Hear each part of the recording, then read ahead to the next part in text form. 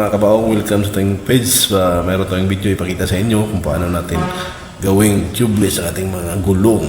Alright guys, na-presyo na ba ang lahat sa ating mga gulong na lagi na lang nabutas na technique ng mga ano dyan. So ito na po guys, gawin natin tubeless. Bumili lang tayo ng tire valve pang tubeless na pito.